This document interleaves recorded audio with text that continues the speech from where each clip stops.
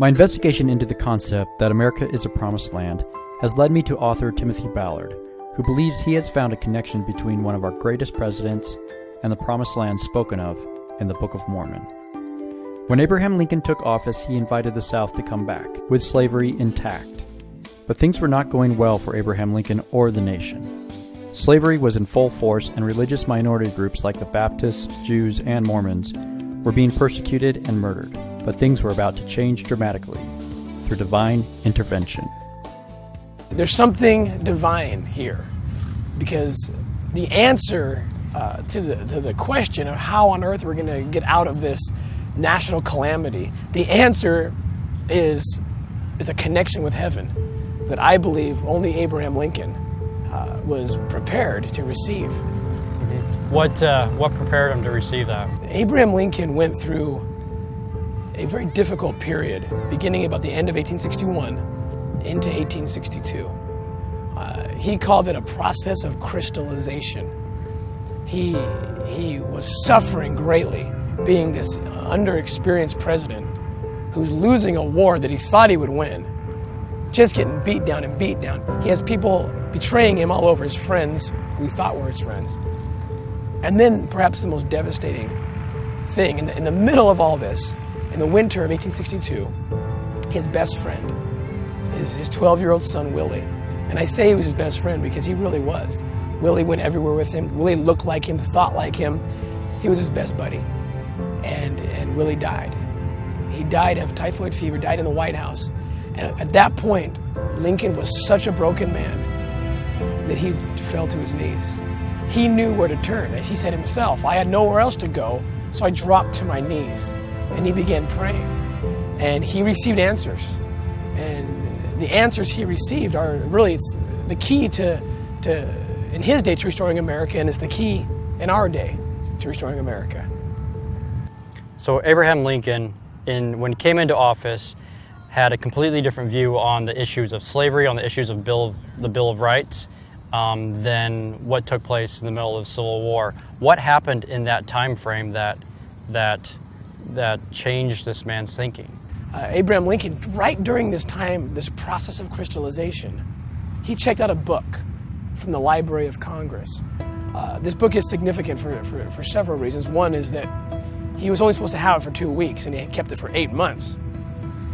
It's also significant because he turned it back into the Library of Congress right at the end of what we know was his process of crystallization. He turned it in just days after he issued his preliminary Emancipation Proclamation to his cabinet, as if to say, perhaps, okay, I've learned something from this, okay? And the other reason is this book. What's in this book? It's a book that's an account of an ancient people who lived here in the Americas and lived under a covenant likened to the covenants of ancient Israel. And they called this land a promised land, and righteous, when the people were righteous, the Lord blessed them. When they were not righteous, they were cursed, and awful things happened. It's a story that looks a lot like the Civil War. Now, the book he had, as controversial as this might be for people, was the Book of Mormon. Now, I'm not saying at all that Abraham Lincoln believed that it was some kind of any kind of truth, or that he thought it was a book of scripture from God. But I do know he had the book, and Lincoln didn't check out books to not read them. He read more. He was probably our most avid reader as a president. Fact or fiction? The Book of Mormon tells a story of a promised land, and it tells the answer to a calamity like a civil war, and that is the nation turns to God. Did Lincoln read this book and glean some idea? Did it at least inspire in his head that maybe I'm living in a promised land after all? Likely. Because from that point on, after he issues that Emancipation Proclamation, he starts sounding a lot like the prophets that are reported to be prophets in the Book of Mormon, and he starts sounding like the prophets of the Old Testament, like a prophet presiding over a promised land. So you're saying that Willie died, Lincoln turned to God, he began praying, he was on his knees, he was reading the Bible, reading the scriptures, reading this ancient text about an ancient American civilization that had wars and lived on a promised land, the Book of Mormon, and he was searching for answers to where our country was headed and what was going on. Exactly. We got to understand something. He was so desperate. I mean, try to put yourself in his shoes. Again, underexperienced man in the most powerful position in this nation. His best friend child just dies.